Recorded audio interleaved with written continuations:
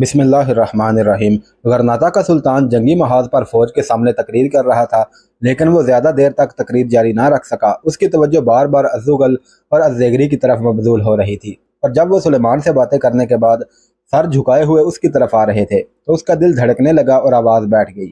ازدغل کا چہرہ دیکھ کر اس کے لیے یہ اندازہ لگانا مشکل نہ تھا کہ ایلچی کوئی اچھی خبر لے کر نہیں آیا ہے۔ اس نے تقریر ختم کر کے ہاتھ اٹھا کر فتح کے لیے دعا مانگی اور جواب طلب نگاہوں سے ازدغل کی طرف دیکھنے لگا۔ ازدغل نے آگے بڑھ کر کہا، چلیے۔ ابو الحسن نے کہا، کہاں؟ خیر تو ہے؟ اپنے خیمے میں چلیے۔ ازدغل کے مغموم لہجے سے ابو الحسن کا دل بیٹھا جا رہا تھا۔ وہ اسٹیج سے اترا اور اس کے ساتھ اپنے خیمے کی طرف چل دیا۔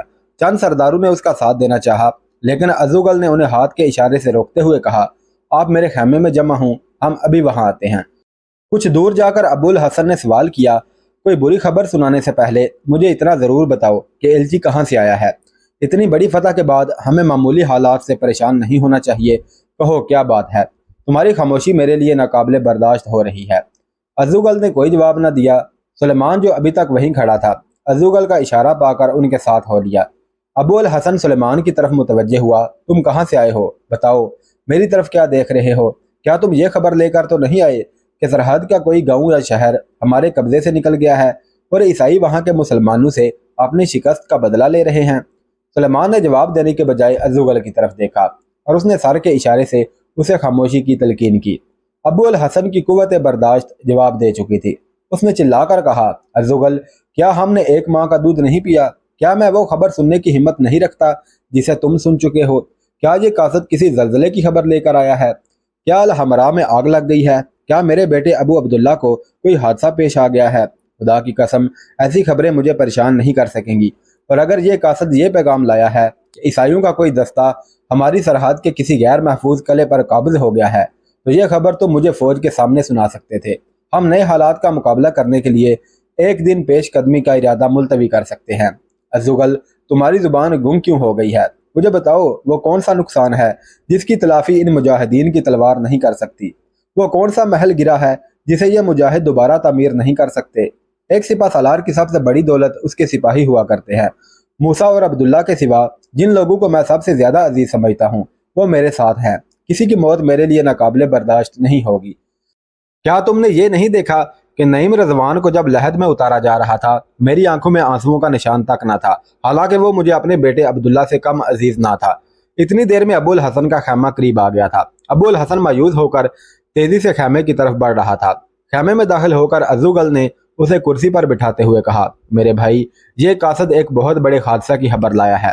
آپ کے بیٹے ابو عبداللہ نے اپنی امارت کا اعلان کر دیا ہے اور باغیوں کو قید سے رہا کر کے شہر میں خانہ جنگی کروا دی ہے۔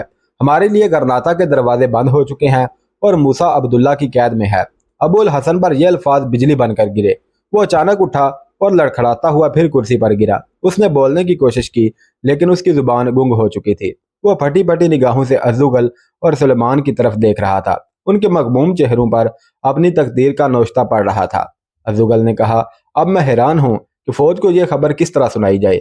ہم اس خبر کو زیادہ دیر چھپا بھی نہیں سکتے۔ آج شام سے پہلے کئی اور آدمی آ جائیں گے۔ مجھے ڈر ہے کہ غرناطہ کی طرح یہاں بھی عرب اور غیر عرب سپاہیوں کی تلواریں آپس میں نہ ٹکرا جائیں۔ فوج کے سردار میرے خیمے میں جمع ہو رہے ہیں۔ آپ پہلے ان سے وفاداری کا حلف لیں اور پھر ان پر یہ خبر ظاہر کریں۔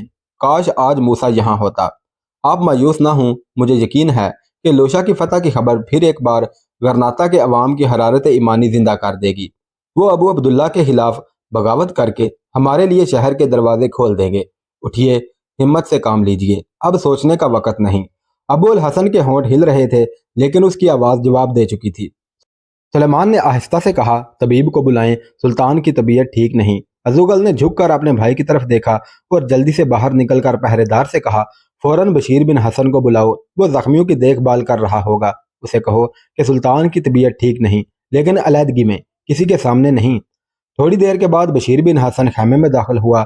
اس نے سلطان کی حالت دیکھ کر ازدغل سے کہا، ان پر فالج گرا ہے، لیکن فالج کا حملہ شدید نہیں، انشاءاللہ جلد آرام آ جائے گا۔ معلوم ہوتا ہے کہ انہیں بہت بڑا صدمہ پہنچا ہے۔ تھوڑی دیر بعد ازدغل نے سلیمان سے کہا، تم جا کر آرام کرو، لیکن ابھی کسی پر یہ بات ظاہر نہ کرنا۔ پھر وہ بشیر بن حسن کی طرف متوجہ ہو کر بولا، اگر میرا یہاں ٹھہرنا ضروری نہ ہو تو مجھے تھوڑی دیر کے لیے اجازت دیجیے۔ बशीर बिन हसन ने कहा, सुल्तान की निगाहें आप पर जमी हुई हैं। मेरे ख्याल में आपका कुछ देर यहाँ से गैर हाजिर रहना इनके लिए बेहतर होगा। इनकी तवज्जो किसी और तरफ मबजूल हो सकेगी। अज़ुगल अपने खैमे में दाखिल हुआ तो फौज के तमाम बड़े बड़े ओहदेदार वहां मौजूद थे। वो अज़ेगरी के गिर्द घेरा डालकर सवालात की बौछार कर रहे थे और वो चिल्ला चिल्ला कर ये कह रहा था, मुझे कुछ नहीं पता। सलमान सिर्फ सुल्तान से कुछ कहना चाहता था। अज़ुगल को देखकर सब खामोश हो गए। थोड़ी देर बाद अज़ुगल उनसे वफादारी का वादा लेने और उन्हें गरनाता के अलमनाक हादसा की खबर सुनाने के बाद खैमे से बाहर निकला और सरदारों ने भी अपने अपने खैमे का रुख किया। दोपहर तक यह खबर तमाम फौज में मशहूर हो चुकी थी और शाम से थोड़ी देर कबल गरनाता से आने वाले चंद और आदमी इस खबर की तस्दीक कर चुके थे। वो सिपाही जो थोड़ी देर कबल कस्तला के शाही महल पर अपना झंडा लहराने और अशबिलिया और कुर्तबा की मसाजिद में अजाने देने के हसीन सपने देख रहे थे, अब अपने घरों को तबाही से बचाने की फिक्र में सरगर्दां थे। वो शायर जिन्होंने लोशा के मुजाहिदीन की शान में कसायद लिखे थे, अब अबू अब्दुल्ला की गद्दारी पर मरसिये लिख रहे थे। उंदलस के मुकद्दर का सितारा एक हल्की सी मुस्कुराहट के बाद नहुसत के बादलों में छुप चुका था। अगले दिन बशीर बिन हसन के इलाज से अबुल हसन की खोई हुई कुव्वत गोयाई वापस आ गई। उसके पहले अल्फाज ये थे, मेरे बेटे तुमने ये क्या किया? यह तहत जिसे तुमने छीनने की कोशिश की तुम्हारा ही था, लेकिन तुमने बादशाह बनने के शौक में उंदलस के मुसलमानों का मुस्तकबिल तबाह कर दिया है। खुदा ना करे तुम्हारा बोया उंदलस के मुसलमानों को काटना पड़े। मेरे बेटे, मेरे अब्दुल्ला, लेकिन तुम मेरे नहीं। अबुल हसन ने करवट बदल कर तकिए में मुंह छुपा लिया और हिचकियां लेने लगा। 2 दिन बाद उसके आसाब से फालज के असरात दूर हो चुके थे, लेकिन जिंदगी की वो हरारत जिसके बायस वो 60 साल की उम्र में भी बहुत से नौजवानों के लिए काबिल रश्क था, सर्द पड़ चुकी थी। जिंदगी के एक ही हादसे ने तलवार से खेलने वाले मुजाहिद को लाठी का सहारा लेकर चलने पर मजबूर कर दिया था। फौज के सरदारों की अक्सरियत का फैसला यह था कि अब गरनाता का रुख किया जाए और गरनाता के करीब किसी शहर में क्याम करके अबू अब्दुल्ला के पास एक वफ्द भेजा जाए। अगर वो राह रास्त पर ना आए तो उसकी कजी तलवारों से दुरुस्त करने के सिवा कोई चारा नहीं। अगर खुदा ना खास्ता जंग की नौबत आई तो शहर के अवाम यकीनन अबू अब्दुल्ला के खिलाफ उठ खड़े होंगे। गरनाता की शोरश के बायस सिपाहियों में जो बददिली फैल रही है, उसका इलाज यही है कि फौरन दारुल सुल्तनत पर कब्जा कर लिया जाए, वरना अबू अब्दुल्ला से यह बात भी गैर मुतवक्के नहीं कि वो ईसाइयों का खलीफ बन जाए और हम कहीं के ना रहें। अबुल हसन ने इस फैसले से इत्तफाक किया, लेकिन कूच से पहले एक ऐसा वाक़या पेश आया जिसने उसकी कमर तोड़ दी। जिस दिन अबुल हसन ने गरनाता की तरफ कूच करने का फैसला किया, उससे एक दिन कबल गरनाता के चंद सवारों का एक गिरोह अबुल हसन की खिदमत में हाजिर हुआ। उन्होंने अबू अब्दुल्ला को बुरा भला कहने के बाद अबुल हसन को इस बात का यकीन दिलाया कि वह उसके लिए अपने खून का आखिरी कतरा तक बहाने के लिए तैयार हैं और गरनाता में उनके ज़ेरे असर लोग भी अबुल हसन की राह देख रहे हैं। अबुल हसन उन लोगों से नहायत इज्जत और एहतराम के साथ पेश आया, लेकिन 4 दिन अबुल हसन की फौज के साथ रहकर ये लोग अपने मकासद में कामयाबी हासिल कर चुके थे। अबू दाऊद ने उन्हें अबुल हसन की फौज में फूट डालने के लिए भेजा था। उन्होंने सबसे पहले अरबों को यह कहकर भड़काया कि गरनाता में तुम्हारे भाई बर्बरियों और मलकी मुसलमानों के हाथों कत्ल हो रहे हैं। उसके बाद उन्होंने बर्बरियों और मलकी मुसलमानों से यह कहा कि अबू अब्दुल्ला की हुकूमत तुम्हारे लिए बायसे रहमत होगी। उसने बड़े बड़े अरब ओहदेदारों को माजूल करके उनकी जगह तुम्हारी कौम के आदमियों को मुकर्रर कर दिया है। तुम्हारा फ़ायदा इसी में है कि गरनाता जाकर अबू अब्दुल्ला से वफादारी का ऐलान कर दो। बाद सरदारों को उन्होंने अहदों का लालच देकर और बाज़ को जो किसी फ्रेम में आने वाले ना थे, उन्होंने ये कहा कि फ़ौज के वो अहदेदार जो अबुल हसन का साथ देंगे, अबू अब्दुल्ला गरनाता में उनके अजीज़ों और रिश्तेदारों को बदतरीन सजाएं देगा। इस तरह कम हैसियत के आदमियों के ज़मीर उन्होंने सोने और चांदी से खरीद लिए। गर्द ये काम उन्होंने इस होशियारी से अंजाम दिया कि अबुल हसन के जानिसारों को खबर तक ना हो सकी। पहले दिन उन्होंने फ़ौज में वो लोग तलाश किए जो पहले से उनके ज़ेरे असर थे, फिर उनकी मदद से दूसरों को बहकाने का काम लेते रहे। एक शाम अबुल हसन की फ़ौज ने गरनाता से 20 कोस के फासले पर पड़ाव डाला और रात के तीसरे पहर उसे मालूम हुआ कि उसकी फ़ौज में से 8000 बर्बरी और हिस्पानवी सिपाही उसका साथ छोड़कर गरनाता का रुख कर रहे हैं। अज़ुगल इस वाक़या की इत्तला मिलते ही अबुल हसन के खैमे में जा पहुंचा। थोड़ी देर में फ़ौज के चंद और अफसर वहां जमा हो गए। अज़ुगल ने मशवरा दिया कि गद्दारी करने वालों का रास्ता रोक कर उन्हें समझाया जाए और अगर वो कहा ना माने तो उनके साथ जंग की जाए। बाद सरदारों ने इस मशवरे की तायीद की और बाद ने मुखालफत की। बिल आखिर अबुल हसन ने रंजो अलम में डूबी हुई नहीफ आवाज़ में कहा, उन्हें जाने दो, मैं अपनी ज़िंदगी में मुसलमानों की तलवारों को आपस में टकराने की इजाज़त नहीं दूंगा। ان المناک حوادث سے دوچار ہونے کے بعد سلطان ابو الحسن نے مالکہ کا رخ کیا۔ مالکہ کا حاکم پہلے ہی ابو عبداللہ کے خلاف بغاوت کا اعلان کر چکا تھا۔ اس نے انتہائی گرم جوشی کے ساتھ سلطان کا استقبال کیا اور اپنا محل اس کے لیے خالی کر دیا۔ چند دن میں گرد و نواح کے تمام سردار اپنے سلطان کے پاس پہنچ کر وفاداری کا اظہار کرنے لگے۔ غرناطہ کی وہ سلطنت جس کے عوام چند ماہ قبل سارے اندلس پر قبضہ کرنے کا ارادہ لے کر اٹھے تھے، اب دو حصوں میں تقسیم ہو چکی تھی۔ غرناطہ اور اس کے مضافات پر ابو عبداللہ کا قبضہ تھا اور مالکہ پر ابو الحسن کی حکومت تھی۔ عیسائی بادشاہ فردینینڈ کو جس قدر اپنی گزشتہ ناکامیوں کا افسوس تھا، اس سے کہیں زیادہ ابو عبداللہ کی بغاوت پر خوشی ہوئی اور وہ ابو الحسن پر آخری ضرب لگانے کی تیاری کرنے لگا۔ دشمن کے ہاتھوں بڑی سے بڑی شکست کے بعد بھی شاید ابو الحسن حوصلہ نہ ہارتا، لیکن وہ ناکامی جس کا باعث اس کا اپنا بیٹا تھا اس کے لیے ناقابل برداشت تھی۔ اسے اپنے حال اور مستقبل سے کوئی دلچسپی نہ رہی۔ اس کا بھائی ازغل اور اس کے دوسرے جانثار اسے تسلی دینے کی کوشش کرتے۔ آہستہ آہستہ وہ ملاقات کی خواہش لے کر آنے والوں کو ٹالنے لگا۔ تنہائی میں اس کا زیادہ وقت آنسو بہانے پر گزرتا اور رفتہ رفتہ اس کی بینائی جواب دینے لگی۔ ایک دن ازغل اور بدر بن مغیرہ اس کے کمرے میں داخل ہوئے۔ جب ازغل نے اپنے مستقبل کے ارادوں کے متعلق گفتگو شروع کی تو سلطان نے ابدیدہ ہو کر کہا، میرے بھائی کوئی اور بات کرو، ہم دشمن کے خلاف لڑ سکتے ہیں، اپنے مقدر کے خلاف نہیں لڑ سکتے۔ بدر بن مغیرہ نے جواب دیا، مجاہد اپنی تلوار کی نوک سے اپنی تقدیر لکھتے ہیں۔ ابو الحسن نے جواب دیا، لیکن میری تلوار ٹوٹ چکی ہے۔ بدر بن مغیرہ نے کہا، آپ کو مایوس نہیں ہونا چاہیے، دنیا کے بڑے انسان کو ایسے حالات کا سامنا کرنا پڑتا ہے۔ تم ایسے انسان کو بڑے آدمیوں کی صف میں نہ گھسیٹو جس کا بیٹا عبداللہ ہو۔ جاؤ، مجھے تنہا چھوڑ دو، میرے پاس آنسوؤں کے سوا کچھ نہیں۔ یہ کہہ کر سلطان نے منہ پھیر لیا۔ بشیر بن حسن دبے پاؤں کمرے میں داخل ہوا اور اس نے آہستہ سے کہا، سلطان کی طبیعت ٹھیک نہیں، آپ کی باتیں ان کی روحانی اور جسمانی تکالیف میں اضافہ کریں گی۔ ان کا علاج اس کے سوا کچھ نہیں کہ عبداللہ کو راہ راست پر لایا جائے۔ بدر بن مغیرہ نے ازغل کی طرف دیکھا اور کہا، عبداللہ کو راہ راست پر لایا جا سکتا ہے۔ سلطان نے چونک کر بدر بن مغیرہ کی طرف دیکھا اور بھرائی ہوئی آواز میں کہا، کاش اسے کوئی سمجھا سکتا، لیکن وہ سمجھنے والوں میں سے نہیں۔ بدر بن مغیرہ نے کہا کہ وہ مجبور ہو جائے گا، لیکن میں مسلمانوں میں خانہ جنگی نہیں چاہتا، ابو الحسن نے کہا۔ بدر بن مغیرہ نے کہا، اگر چند دنوں کے بعد اس نے ہمارے مقابلے میں اپنی قوت کا صحیح اندازہ کرنے کی کوشش کی تو مسلمانوں میں خانہ جنگی کی نوبت نہیں آئے گی۔ اس ملاقات کے بعد ازغل، بدر بن مغیرہ، الزیگری اور فوج کے دوسرے افسروں نے ایک اجلاس میں یہ فیصلہ کیا کہ فوج کو از سر نو منظم کیا جائے۔ ازغل نے سلطنت کے تمام چیدہ چیدہ سرداروں کے پاس وفد بھیجے اور بدر بن مغیرہ کے جانباز چھوٹی چھوٹی ٹولیوں میں تقسیم ہو کر جہاد کی تبلیغ کرنے لگے۔ بذات خود بدر بن مغیرہ اپنے 500 جانبازوں کے ساتھ مالکہ سے نکلا اور غرناطہ کے مضافات میں پہنچ کر ابو عبداللہ کے خلاف رائے عامہ کو بیدار کرنے کی مہم شروع کر دی۔ ابو عبداللہ کی فوج کے سپاہیوں نے اس کے راستے میں مزاحم ہونے کی کوشش کی، لیکن ان کی پیش نہ گئی۔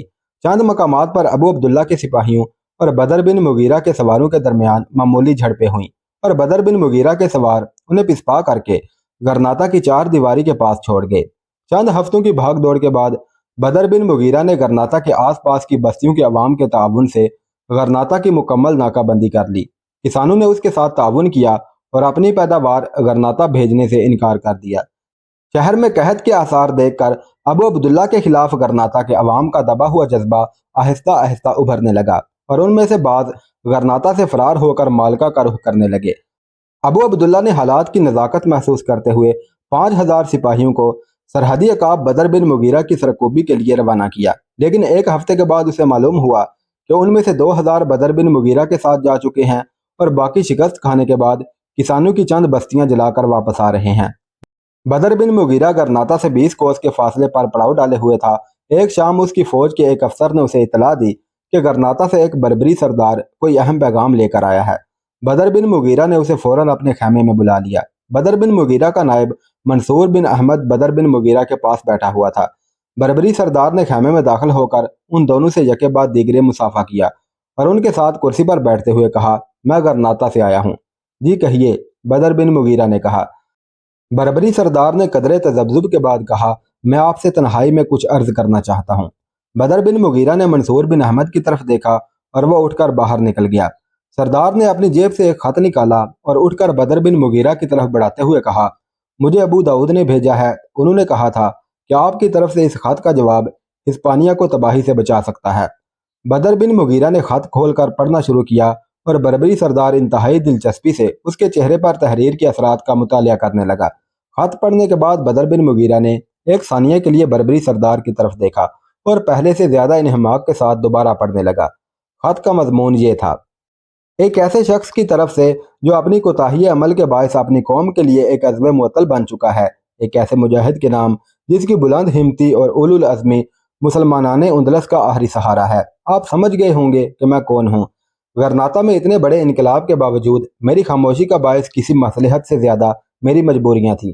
اب بھی مجھے یقین نہیں کہ میرا خط آپ تک پہنچ جائے گا، لیکن اگر میں نے قاصد پر اعتماد کرنے میں غلطی نہیں کی اور یہ خط آپ کو مل جائے اور اس سے کوئی خوشگوار نتائج برآمد ہوں تو میں اسے اپنی گزشتہ کوتاہیوں کا کفارہ سمجھوں گا، اور اگر میرے ایلچی کی غداری یا کسی اور وجہ سے میرا خط غرناطہ کے ملت فروشوں کے ہاتھ لگ گیا تو میں ان لوگوں میں سے ہوں گا جن کی بہترین خواہشیں اور امنگیں گمنامی کی موت کے پردوں میں چھپ جاتی ہیں۔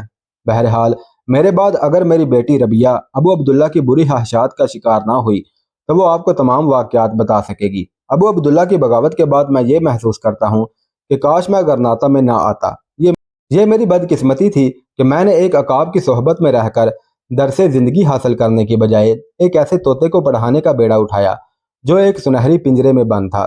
میں اسے نیلگوں فضاؤں میں پرواز کی لذت سے آشنا کرنا چاہتا تھا، لیکن میں خود الحمراء کے پنجرے میں بند کر دیا گیا ہوں۔ کاش ابو عبداللہ کو انسانیت کی سطح پر لانا میرے بس میں ہوتا۔ میں حیران ہوں کہ میں صحیح حالات سے اس قدر بے خبر کیوں تھا، اور صرف میں ہی نہیں، ابو موسیٰ الزغل اور سلطان ابو الحسن بھی ان فتنوں سے بے خبر تھے جو الحمراء کی چار دیواری کے اندر پل رہے تھے۔ غرناطہ کا حکمران ابو عبداللہ نہیں بلکہ وہ سردار اور اکابر ہیں جو ان واقعات سے پہلے فرڈینینڈ سے غرناطہ کی قیمت وصول کر چکے تھے۔ جب ابو عبداللہ نے بغاوت کا اعلان کیا تو الحمراء میں صرف ابو موسیٰ ایک ایسا شخص تھا جو ابو الحسن کا وفادار تھا، اور وہ اب کسی تاریک کوٹھڑی میں پڑا ہوا ہے۔ ان حالات میں مجھے کیا کرنا چاہیے؟ منافقین کی ایک منظم طاقت جس کا عمل ابو موسیٰ جیسے جادو بیاں سے بھی نہ ٹوٹ سکا، وہ طاقت میری طرف سے معمولی مداخلت بھی برداشت کرنے کے لیے تیار نہ ہوئی۔ میرے لیے دو ہی راستے تھے، ایک یہ کہ میں بھری محفل میں ابو عبداللہ کے سامنے بغاوت کا نعرہ بلند کروں اور اس کے عوض زندگی کے باقی لمحات قید خانے کی تاریک کوٹھڑی میں گزار دوں، دوسرا یہ کہ ایک خاموش تماشائی کی حیثیت میں کسی ایسے وقت کا منتظر رہوں جب حالات ابو عبداللہ کو میری باتوں کی طرف متوجہ ہونے پر مجبور کر دیں۔ میں نے دوسرا راستہ اختیار کیا، آپ اسے میری مصلحت اندیشی سمجھ لیجئے یا بزدلی کہہ لیجئے۔ بہرحال اس طرز عمل کے باعث الحمراء کے دروازے میرے لیے اب تک کھلے ہوئے ہیں۔